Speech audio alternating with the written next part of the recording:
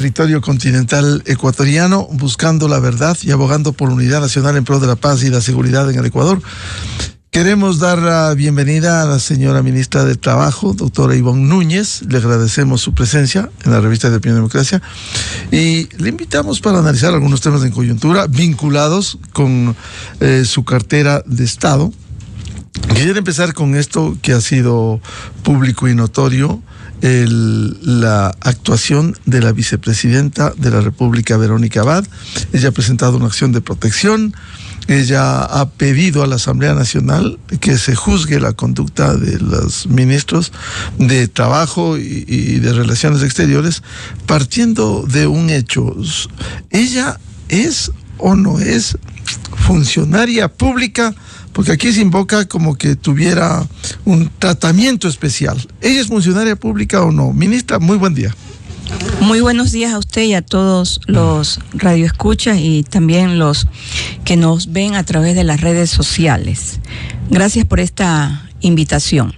En primer lugar, quiero expresar que el artículo 83, literal C, de la LOCEP estipula de manera muy categórica que todas las personas que son electas mediante votación popular son servidores públicos. Solo hace una excepción cuando categoriza a los servidores públicos, servidores o servidoras.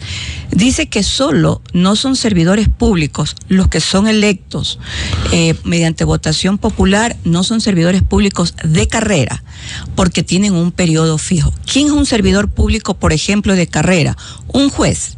Cuando es escogido a través y gana un concurso, un juez de primer nivel es un funcionario, un servidor público de carrera, porque él puede aspirar en otro próximo concurso a ser juez de un tribunal, puede aspirar a ser juez de apelación y también puede aspirar a ser juez de Corte Nacional de Justicia, es decir, es un funcionario, servidor público de carrera.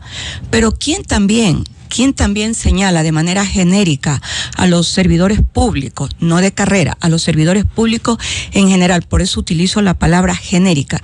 El artículo 229 de la Constitución de la República. Por tanto, la primera pregunta que se formula en este problema jurídico de interpretación y aplicación de norma es si un servidor público tiene tal categoría cuando es elegido mediante votación popular. La respuesta es que sí, está en la norma, está en la Constitución de la República y también se encuentra en la Ley Orgánica del Servicio Público, que por cierto, yo como ministra de Trabajo lo vengo sosteniendo y está en los medios de comunicación impreso y también en los medios de comunicación digitales, y lo he sostenido en todas las comisiones a las que he sido convocada y he concurrido en la Asamblea Nacional, que la LOCEP debe ser derogada porque tiene conceptos errados. Y aquí está uno de los problemas conceptuales. Yo misma lo vengo sosteniendo y le he dicho a los asambleístas las razones por las cuales la LOCEP debe ser derogada. Por tanto, la señora vicepresidenta, en el momento en que ella obtuvo un resultado fruto de un proceso electoral, es la Constitución y la Ley Orgánica de Servicio Público quien la determina como una servidora de carrera. En efecto, ella presentó una acción de protección con medida cautelar. La medida cautelar tenía por objeto suspender el sumario administrativo que se encuentra abierto en el Ministerio del Trabajo por una supuesta falta grave. Digo supuesta porque todavía no está la determinación. La juez dispuso el día sábado mediante el auto. ¿Este sábado? Sí, este sábado, sí, mediante el auto de admisión que no daba paso a la medida cautelar. Le negó la medida cautelar a la señora Verónica Abad. Por tanto, el trámite de sustanciación administrativo que sigue el Ministerio del Trabajo continúa. Convocó para este día jueves 26, tanto a la Procuraduría General del Estado, así como al Ministerio del Trabajo, para que comparezcamos a la acción de protección ya en la audiencia oral y pública y ella presente los argumentos en los cuales ella se cree asistida, porque evidentemente la Constitución le permite, y alegue dónde se encuentran las violaciones constitucionales que ella señala como violaciones a través del sumario administrativo abierto. Señora ministra, al ser una servidora de carrera con todos los argumentos jurídicos, legales que usted ha argumentado, simplemente ella tiene que estar sujeta a las leyes como servidora pública. Sí, ella es una servidora pública porque así lo establece la Constitución y lo establece la Ley Orgánica de Servicio Público. Por tanto, ella debe estar sometida a las disposiciones normativas que hablan sobre sus funciones administrativas. Es decir, mire, ya hay un caso particular en este momento que también se da en la provincia del Guayas. Me refiero al caso del alcalde de Durán, el actual alcalde de Durán. El ministerio ya ha sido consultado, porque ¿quién tiene que enviar el informe de que el señor ya no está asistiendo a sus funciones como alcalde? Lo tiene que hacer el Departamento de Talento Humano. Con ese informe, el Ministerio de Trabajo apertura el sumario administrativo y ejerce evidentemente el debido proceso. A mí me alegra cuando entramos a este tipo de debate, porque yo soy de una tesis. El Ecuador se sometió a partir del año 2007-2008, en toda esta fase del correato, se sometió a un nuevo andamiaje jurídico, estructuraron todas las leyes del país. Y, por ejemplo, yo he hecho muchas observaciones al Código Orgánico Integral Penal y a veces me causa un poco de risa. ¿Por qué? Porque todas esas disposiciones que fueron escritas por razones justificadas que ellos tenían, pensando que iban a gobernar por muchos años, ellos han tenido que cumplirlas. Le doy un caso específico: el juzgamiento en ausencia, que está en el Código Orgánico Integral Penal, en ciertos delitos, por cierto. Ese juzgamiento en ausencia llevó al expresidente Correa, que se ha sentenciado en ausencia. Claro, con concusión, peculado, cohecho. Sí, por supuesto. ¿Y quiénes convirtieron al juzgamiento en ausencia en una norma dispositiva en el Código Orgánico Integral Penal que entró en vigencia hace tiempo atrás, en la época de ellos? Ellos mismos. 2014. Claro, ellos mismos. En agosto entró en vigencia plena el Código Orgánico General de Proceso, que sustituyó, porque fue derogado, el Código de Procedimiento Civil. Ya ha tenido varias reformas y, en mi opinión, yo que vengo de la función judicial del área laboral, siempre sostuve, y lo sigo sosteniendo, que el Código Orgánico General de Proceso es lesivo en trámites judiciales laborales. ¿Por qué? Porque, por ejemplo, a los trabajadores les quitaron una prueba que era muy importante, la confesión ficta. Se la quitaron, se la eliminaron y convirtieron a los juicios laborales en trámites administrativos. Presente de esta manera la demanda, califique y además el trabajador presente todas las pruebas con anticipación. Cuando antes a un trabajador se le hacía difícil conseguir una prueba documental, la prueba se la solicitaba al juez para que el juez a su vez la solicitara al organismo que se necesitaba que esa prueba sea incorporada al proceso. Es decir, que todo este proceso de andamiaje jurídico fue diseñado para un sometimiento, y en el caso específico de la LOCE, de igual manera.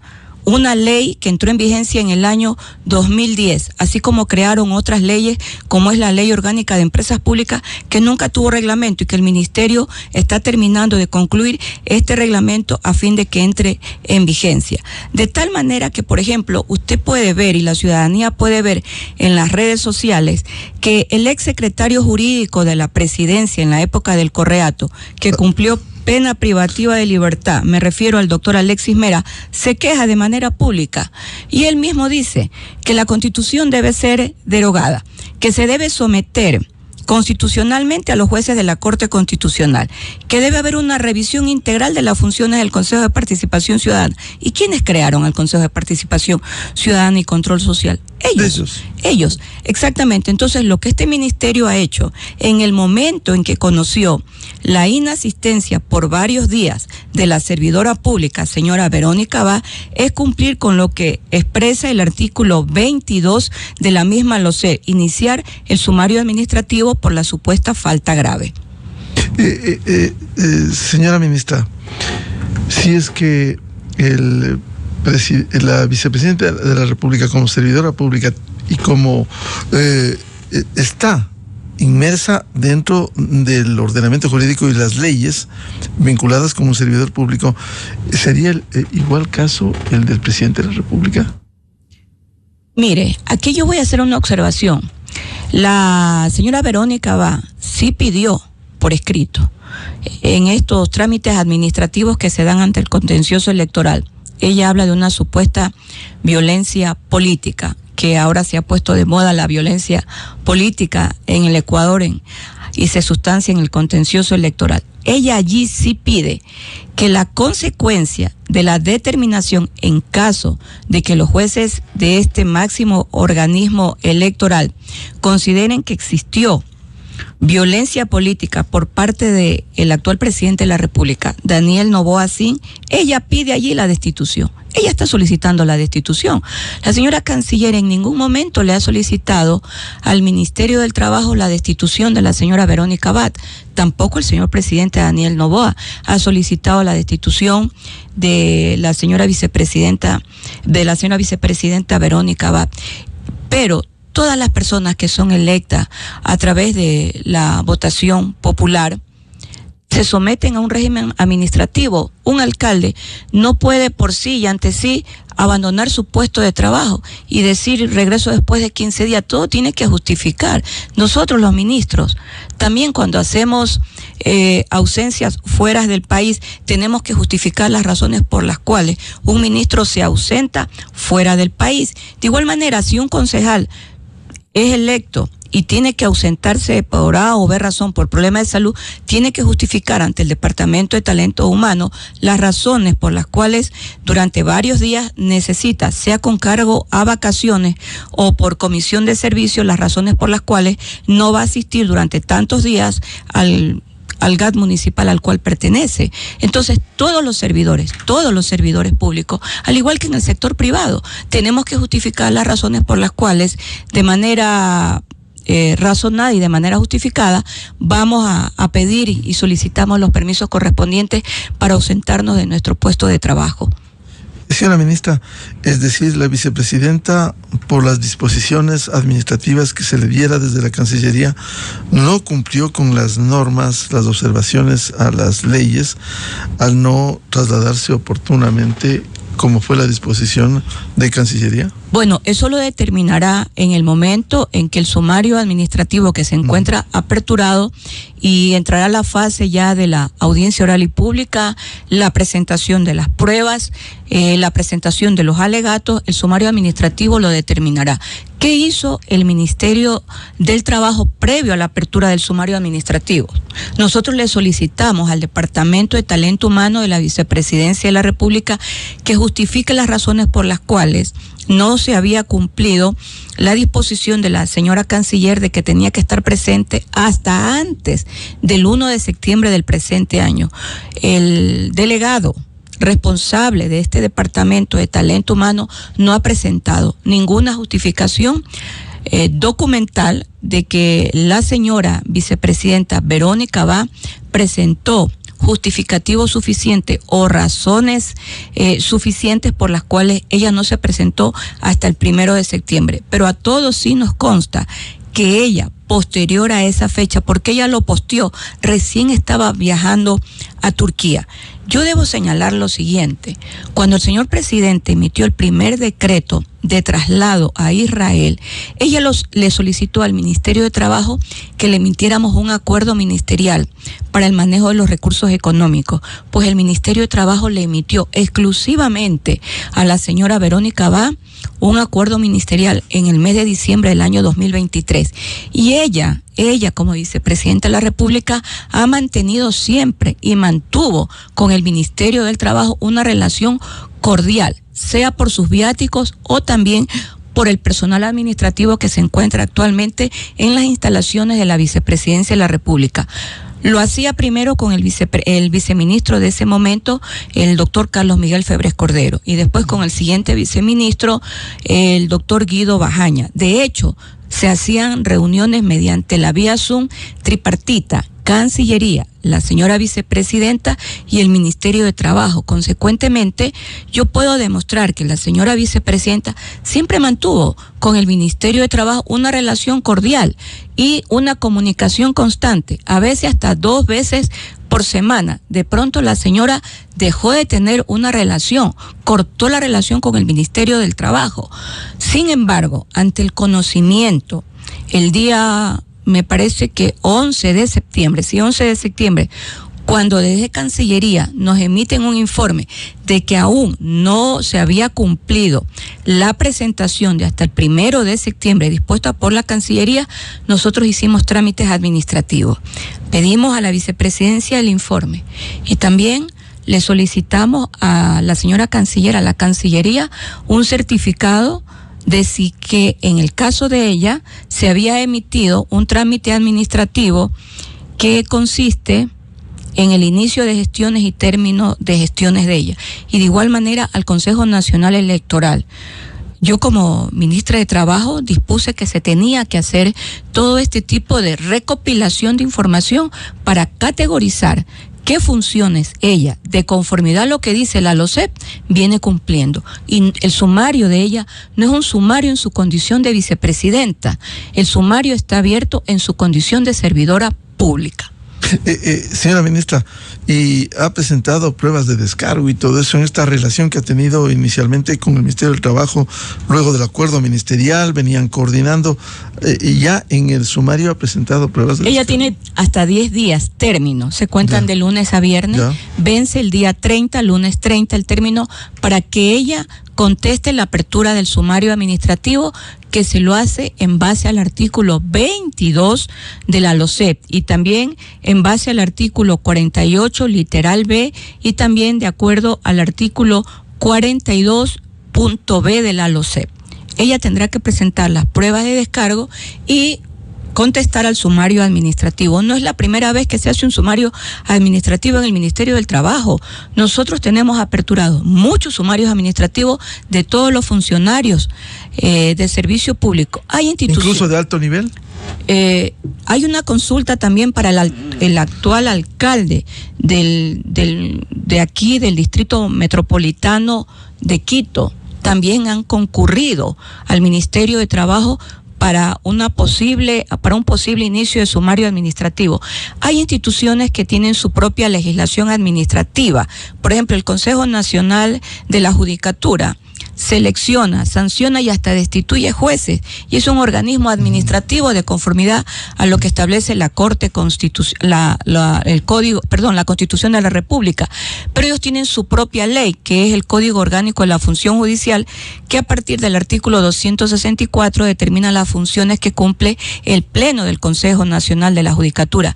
Muchas de estas disposiciones del artículo 264 fueron observadas en su momento por la Corte Constitucional. Le voy a decir una en específico.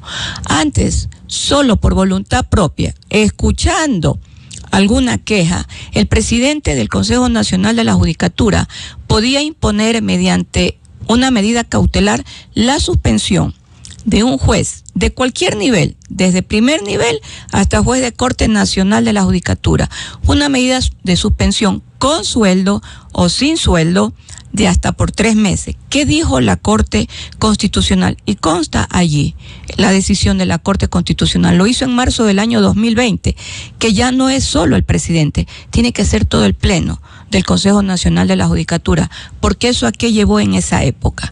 ¿A qué llevó lo que hacía el entonces presidente del Consejo Nacional de la Judicatura, el señor Gustavo Yal? A que a título personal como presidente suspendiera a través de las medidas cautelares a un sinnúmero de jueces. Después les aperturaba el sumario administrativo y después los destituía por error inexcusable. Y cogía la figura del error inexcusable. Del error inexcusable. Y la Corte Constitucional también tuvo que disponer en una senda sentencia en qué momento se aplicaba el error inexcusable. Básicamente lo que tenía que cumplir era lo que estaba en el Código Orgánico de la Función Judicial, que nunca dejó de estar, siempre estaba allí. Eso tiene que ser determinado por una autoridad superior. ¿Quién puede determinar el error inexcusable de un juez de primer nivel? Un tribunal de apelación. ¿Quién puede disponer el error inexcusable de un tribunal de apelación? La Corte Nacional de Justicia. Eso no lo cumplía el señor Yals.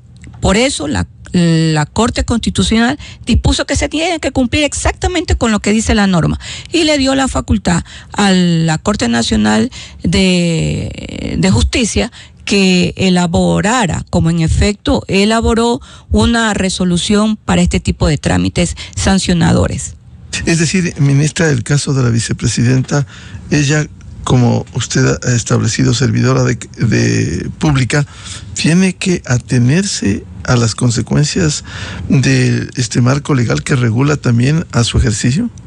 Sí, lo tiene que hacer ella y lo tiene que cumplir. Y nosotros estamos dando la primera garantía del debido proceso, que es la garantía de comparecer, actuar, presentar todas las pruebas de las cuales ella se crea asistida, y el ministerio en su momento, quienes sustancian el trámite administrativo aperturado para la señora Verónica Abad, dará la decisión. En trámite administrativo dentro del Ministerio de Trabajo también existen los debidos recursos, tanto recursos de ampliación como recursos de apelación, incluso de revisión. El Ministerio de Trabajo viene haciéndolo en base a un estatuto orgánico que tiene, pero en base a lo que determina la ley. Yo quisiera que este tipo de trámites, sobre todo por la abundante tramitación que haya estas quejas, de pronto también otras instituciones lo hagan de manera independiente, pero la ley no lo faculta. Sí existe en el Consejo Nacional de la Judicatura, también existe en el seno legislativo, donde ellos mismos emiten las sanciones. Señora ministra, la vicepresidenta en su accionar, tanto desde Israel cuanto desde Turquía hoy, ha buscado una serie de acciones, no solo la acción de protección, ahora ha recurrido a la Asamblea Nacional para que se juzgue la conducta política, eso hace la Asamblea Nacional, y que va a ventilarse esta semana, este martes, en el Pleno de la Asamblea, contra la Canciller de la República y contra usted, la pretensión de un posible juicio político. ¿Qué piensa usted? Mire, primero, ella no es legisladora. Solo los legisladores hacen proceso de fiscalización y de legislación.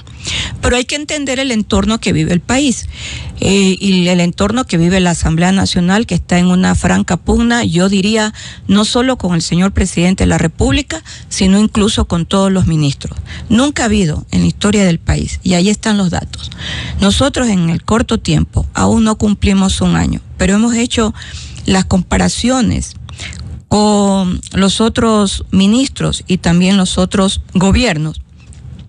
Tenemos más de 4.600 requerimientos en menos de 12 meses. Hay ministros que han comparecido tanto en las comisiones, así como en el Pleno, más de 30 veces. Yo he comparecido ante la Asamblea en las distintas comisiones más de 10 veces. He comparecido ya al Pleno de la Asamblea también. Esto nunca se había dado antes. Entonces, por eso digo esta franca pugna, que es una pugna evidentemente política. Y yo le veo un origen, y lo digo de manera pública, y no es la primera vez que lo voy a expresar.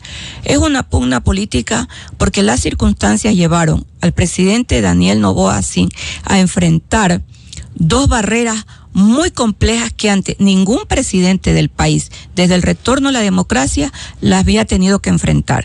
La lucha contra el crimen organizado transnacional, que los grandes especialistas en materia penal y en el análisis de lo que significa la delincuencia transnacional señala que ellos ya operan como holding internacional.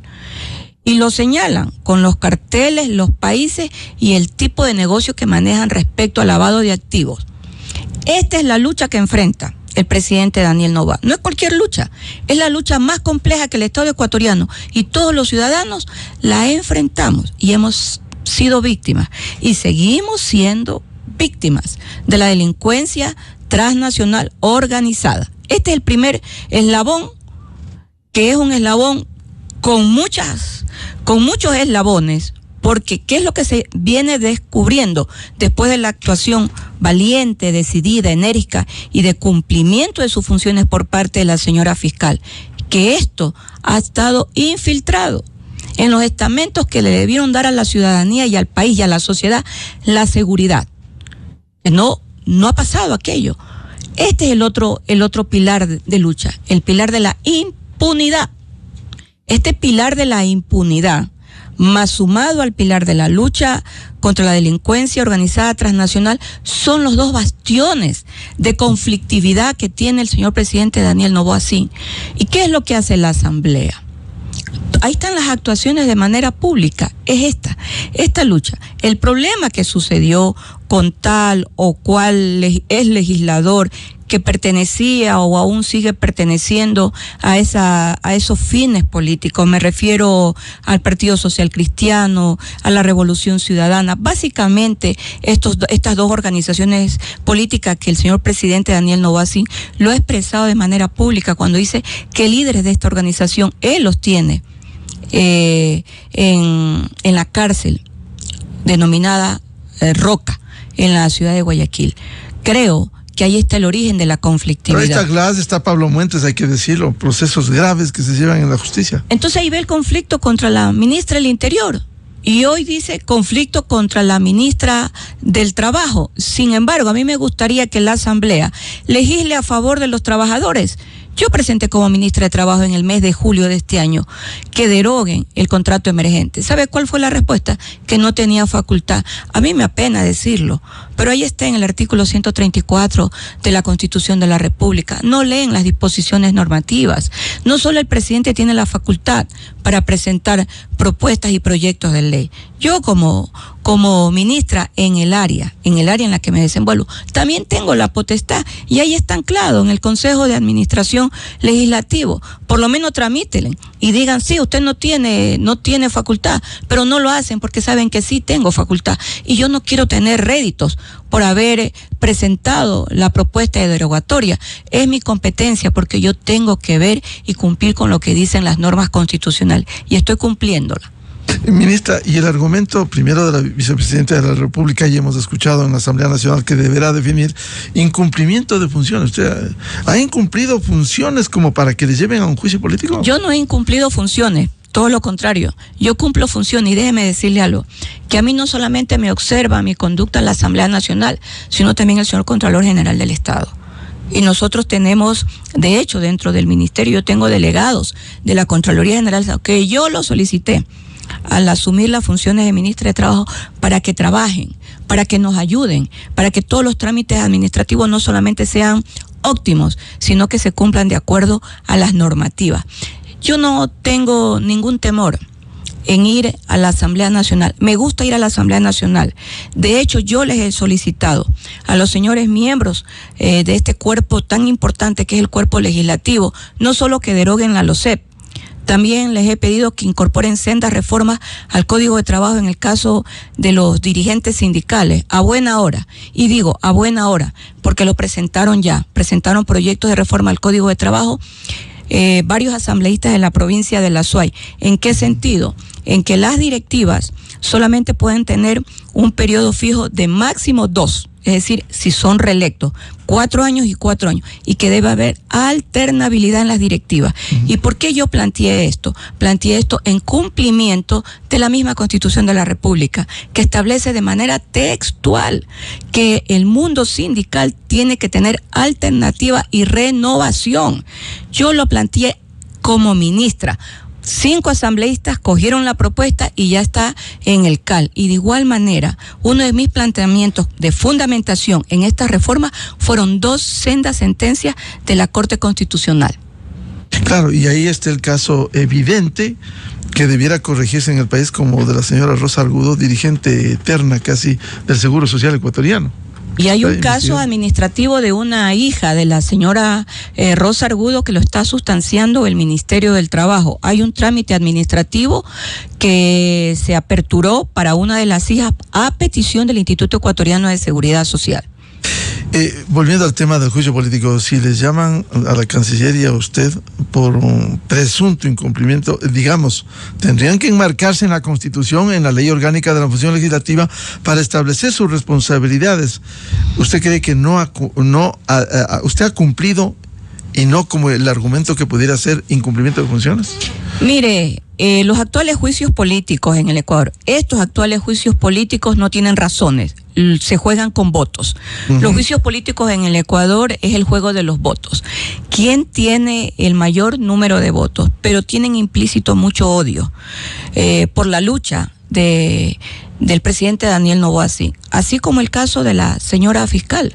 Son casos que pasan a la historia política de este país. O sea, no puede ser posible y no se concibe que una fiscal que ha podido demostrar que el crimen organizado se institucionalizó en el Estado ecuatoriano, en vez de respaldarla, de apoyarla, se la llevó a actos de bochorno, para humillarla.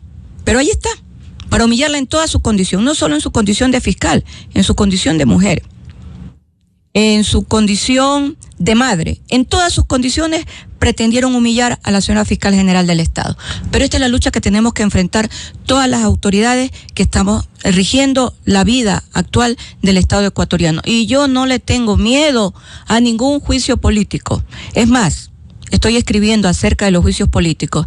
Y hoy día en la mañana, en los apuntes que hacía, uno de los juicios políticos de mayor relevancia que a mi criterio se dio en el país fue el juicio contra el ex ministro de Gobierno Luis Robles Plaza. Usted, que es un hombre de muy buena memoria, debe saber las razones. ¿Sabe lo que hicieron con el legislador que propuso el juicio? Lo pretendieron asesinar, Diego Delgado Jara.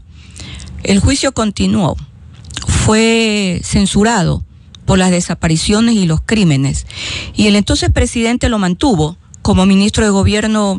Algunas semanas después, finalmente fue reemplazado por otro líder del Partido Social Cristiano. Pero hoy día yo recordaba. ¿Por qué? Porque al interpelante, en vez de cuidarlo, lo pretendieron asesinar.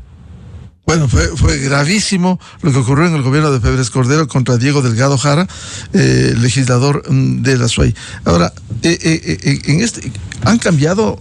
Señora ministra, usted que dice que está investigando, eran otras las condiciones antes. Ahora al menos, si uno diferencia ese juicio impresentable, como bien dijo la fiscal general, un narcojuicio político, por combatir a la delincuencia organizada, ese movimiento político queriendo tumbar a favor de la impunidad. Ahora, en el marco jurídico, si bien a la fiscal, algo que algún momento debiera reformarse la Constitución, solo con 70 votos se le puede destituir, no así a un ministro secretario de Estado que se necesita los 2/3, 92 votos. Sí, en efecto, se requieren más votos para el tema del juicio político y la interpelación y posible destitución de un ministro de Estado. Mire, la historia es muy larga sobre los juicios políticos en el país y también recuerdo, y usted también lo debe recordar, en la época en que era presidente Jaime Roldós Aguilera, el famoso juicio político de las famosas muñecas de trapo. Claro, Carlos Feró Blum, el ministro, y el interpelante, el ingeniero Febres Cordero, que fue una catapulta, un peldaño para ser presidente de la República. Sí, y podríamos seguir hablando de un sinnúmero de juicios políticos. Pero para mí esos fueron los juicios políticos de mayor relevancia, porque la argumentación no solo que fue buena y debidamente sustentada, sino que las pruebas eran más que evidentes, como en el caso del juicio político contra Luis Robles Plaza. Hoy día los juicios políticos no se miden por argumentos.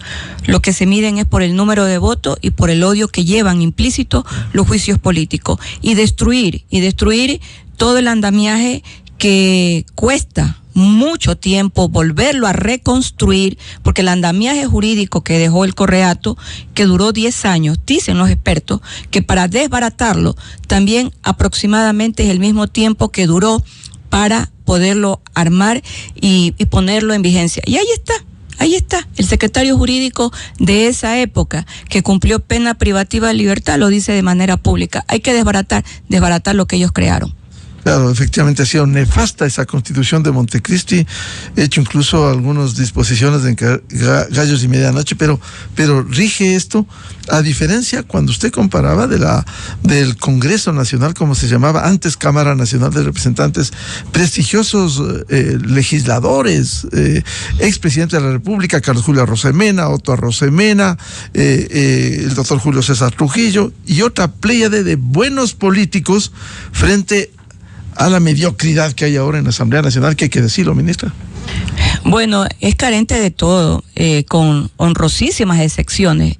en la Comisión de lo Laboral, que es donde yo más he asistido, por ejemplo, cuando reclaman que el Ministerio de Trabajo debe ir atrás del cumplimiento de las remuneraciones de las personas que a través de los contratos estos de tercerización no están al día. Yo les digo, mire, la tercerización que fue implementada mediante un mandato constituyente para 3 áreas, el área de la seguridad, el área de la limpieza y también el área de la mensajería. ¿Por qué no vamos eliminando la tercerización? Yo siempre les pregunto. Y les dejo una tarea, siempre les digo, averigüen cuánto ha significado de desembolsos económicos para el Estado ecuatoriano las tercerizaciones. Dejemos el tema de la seguridad a un lado, porque eso es muy complejo. Pero vamos con temas muy sencillos como el tema de la limpieza. ¿No creen ustedes que es hora de que se elimine la tercerización en el área de la limpieza y que las personas que realizan esta tarea, en vez de que esa comisión se vaya, la comisión económica se vaya a estas empresas que ya han ganado por tantos años bastantes recursos económicos, entre directamente esa persona a trabajar de manera directa y bilateral con las empresas del Estado? No voy a hablar de las empresas privadas porque ahí no tenemos competencia, pero sí en las empresas del Estado, porque ellos reclaman y dicen, tienen 3 meses impago, 4 meses impago. Le digo, no sé cómo pueden ustedes no hacer nada. Entren ustedes a revisar, saquen el nombre de las empresas, no solamente pídanle a la ministra que vaya a observar y exigir que paga. Vamos a la fuente del problema, porque se les sigue renovando a ellos, a estas empresas, los mismos contratos, y resulta que en el diagnóstico tienen periodos de impago de 3 meses, de 6 meses y de 8 meses. Sin embargo, no lo hacen. Entonces, allí yo me doy cuenta que no existe voluntad. No voy a hablar de mediocridad, no existe la voluntad.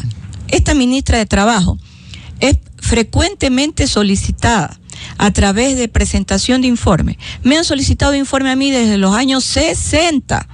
Nos hemos amanecido en el ministerio elaborando todos los informes que han sido solicitados. Y yo lo único que aspiro es que por lo menos de toda la información que tiene, de todas las inspecciones que realice el ministerio, que no arrumen esos papeles. Exacto, que se yo digo, espero que de aquí salga por lo menos un ensayo laboral acerca de la evolución de las inspecciones de trabajo. Pero ¿qué es lo que hacen? Nos convocan a comparecencia a veces el mismo día con diferentes horas, y resulta que la ministra tiene que estar preparando las comparecencias para el mismo día con diferentes horas. Yo ya llevo más de 12 comparecencias y así voy a seguir actuando, y los demás ministros ni que se diga. El ministro de Economía creo que tiene más de 35 comparecencias, y en el seno, o sea, ya lo que es en el pleno, yo ya comparecí también. Claro, eso de alguna manera visto desde afuera es casi una afán de fastidiar, de molestar de los asambleístas, y peor ahora en un proceso electoral. Ministra, ¿cómo va el tema que quiero consultarle, lo de los contratos colectivos en el sector eléctrico? Bueno, la Contraloría General del Estado hace más de 45 días le solicitó al Ministerio del Trabajo la evidencia documental. Este es el término que utilizó la Contraloría. Evidencia documental, si existían los dictámenes del Ministerio de Economía y Finanzas en los contratos colectivos, en razón de que en el Ministerio del Trabajo, a través de resoluciones administrativas en el Tribunal de Conciliación y Arbitraje, no se cumplió con el dictamen, y ellos decidieron que no era necesario toda esta documentación. En el momento en que yo presenté a la Contraloría toda la evidencia física de lo que había pasado, la Contraloría pasa por una primera fase, que es ver los elementos técnicos de si es posible iniciar ahora sí el examen especial. Pues nosotros procedimos a contestar de que no existe evidencia documental de ningún dictamen en el caso de 2 contratos colectivos, en el caso de CNT y en el caso de CENEL, de tal manera que la Contraloría General del Estado está dentro del tiempo que determina la ley para iniciar ya ahora sí el examen especial. En el caso de CNT, del contrato colectivo que se encuentra en la Corte Constitucional, la juez sustanciadora o juez ponente del caso le pidió tanto a CNT como al Ministerio de Trabajo ciertos informes. Yo he comparecido y el CNT envió ya lo que significó, por lo menos en el primer año de implementación de tutela del contrato colectivo de todas estas personas que, siendo servidoras públicas, las pasaron a tener la tutela del Código de Trabajo. Yo digo aquí siempre algo. Así como los pasaron para la tutela del Código de Trabajo, los hubiesen pasado en condición de obreros, para que ayuden. Porque el obrero es el que está en la calle.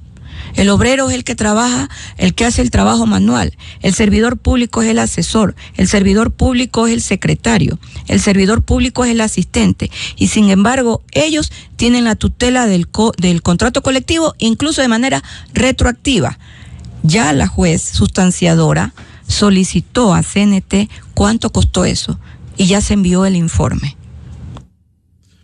¿Y cuándo se aplica esto? En el momento en que la Corte Constitucional resuelva mediante sentencia si ese traslado es constitucionalmente válido o si ese traslado desnaturalizó la acción de protección por la cual consiguieron el traslado, el país sabrá la decisión de la Corte Constitucional. Para cerrar por ahora el tema de la vicepresidenta, ¿usted podría recordar a la audiencia en qué se sustenta todo este proceso administrativo, esta acción administrativa en contra de la vicepresidenta? Se sustenta en el artículo 42, literal B, en el artículo 48, literal B, de la Ley Orgánica de Servicio Público.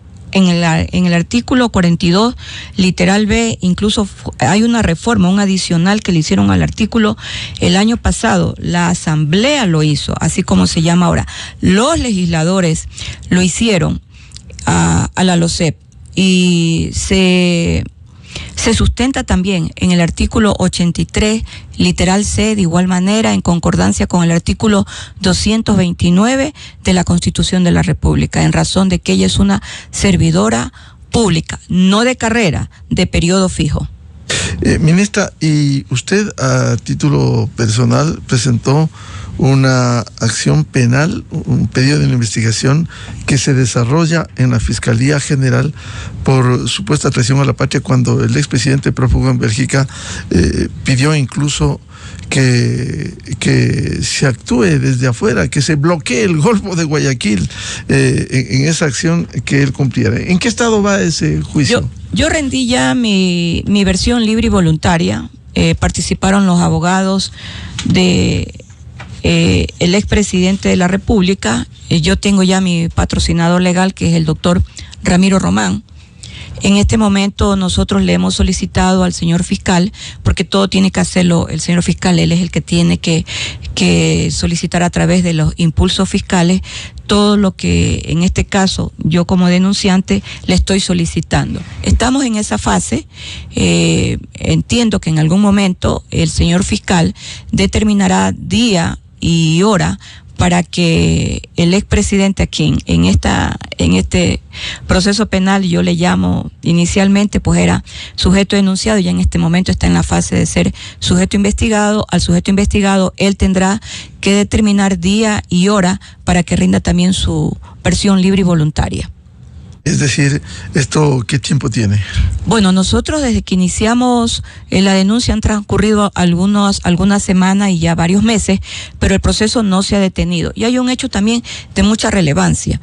No solo que pedía que el Golfo de Guayaquil se cierre, sino que posterior a esto se unió al Estado mexicano y conminó a la comunidad internacional para que al Estado ecuatoriano, para que nosotros como Estado ecuatoriano recibamos medidas sancionatorias, medidas cautelares. La denuncia fue presentada por el Estado mexicano ante la Corte Penal Internacional y el mismo sujeto denunciado aupaba para que toda la comunidad internacional se sumara a la denuncia de México, pues perdieron. Nosotros comparecimos y ganamos ante la Corte Penal Internacional de que no era posible la imposición de medidas cautelares tal como lo planteaba el actual presidente de México, el señor López Obrador. Entonces, toda esta documentación va a ser presentada, porque allí se va a ir determinando la conducta delictual del sujeto investigado. ¿Tiene la conciencia tranquila la ministra de Trabajo, Ivonne Núñez, por las acciones que viene cumpliendo? Yo diría que a mí me genera mucha satisfacción. Yo tengo una filosofía que la aprendí desde muy pequeña. A la humanidad hay que ayudarla. Cuando yo era pequeña, el entorno mundial era la guerra de Vietnam. Y yo creo que uno en la vida comienza a evaluar lo que pasa en su entorno. Yo de niña vi el retorno de la democracia y me apenó la muerte de Jaime Roldós Aguilera. Y vi el conflicto bélico en esa época. Y el siguiente conflicto es en Nepa. Y le voy a comentar algo. 81, Paquicha, sí, Machinaza. Mi filosofía es que a la humanidad hay que ayudarla y hay que ayudar a los seres humanos. Entonces, a mí me aparta el tema del odio, pero sí me gusta sentirme bien, porque creo que uno como ser humano tiene que ayudar a construir, en el caso específico del Ecuador, una mejor sociedad. Me siento bien, yo me siento muy bien haciendo bien mi trabajo. Y le voy a comentar algo. La semana pasada me tocó trabajar en Loja, y cuando nos subimos al avión yo les decía, vamos a ir a un lugar que para mí, nunca me imaginé estar en Catamayo, en el aeropuerto, pero aquí trajeron los restos de Jaime Roldós y de Marta. No solo murió Jaime Roldós, murió Marta, murió una primera dama y murió toda una comitiva. Y todos me observaban la serenidad con la que yo lo decía, le digo, lo llevo en el alma. Entonces uno tiene que trabajar de acuerdo a la formación. Esa es mi formación académica también. Me permite aplicar la ley. Yo tengo que hacer ponderaciones, lo hacía cuando yo era jueza, y nunca tuve denuncias de ninguna naturaleza por mal comportamiento. Sin embargo, en algún momento fui destituida porque, claro, me tenían como un peligro porque no les hacía caso. Yo pensaba que había que cumplir con la ley y no con las disposiciones administrativas. Y ahí están los resultados. Parte de esa corte del Guaya está en la cárcel por las actuaciones. Sí, yo fui candidata a presidir la corte. Alguna vez me preguntó alguien que por qué lo había hecho. Por una necesidad, pero me alegro de algo, porque quienes votaron por mí fueron magistrados que aún siguen allí. Y no los que están en la cárcel. No, para nada. Muy bien. Muchas gracias a la ministra de Trabajo, doctora Ivonne Núñez. Estaremos pendientes de estos procesos que están en desarrollo. Ministra, muy amable. Gracias a usted. 8:05 en el territorio continental ecuatoriano. Vamos a una pausa y ya volvemos con el experto en temas electorales, Diego Zambrano, para hablar de temas de la reforma político-electoral. Desde 1984 con Gonzalo Rosero. La revista de opinión Democracia. Siempre líderes, siempre confiables. Enseguida regresa Miguel Rivadeneira a la búsqueda de la verdad.